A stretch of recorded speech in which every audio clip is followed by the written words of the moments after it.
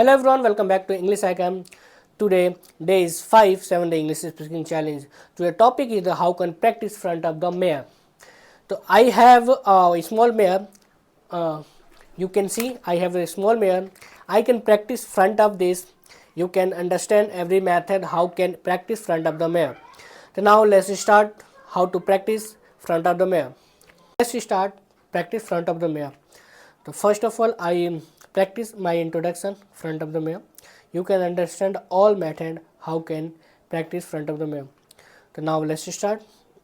So first, I can say my introduction in English front of the mirror. So, hello sir, hello ma'am.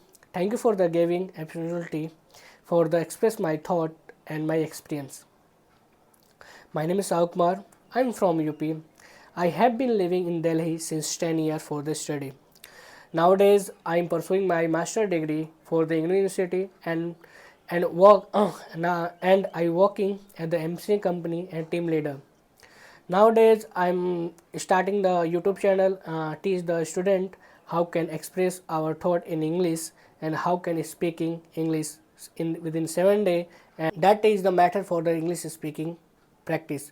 The we will the next video. Bye bye.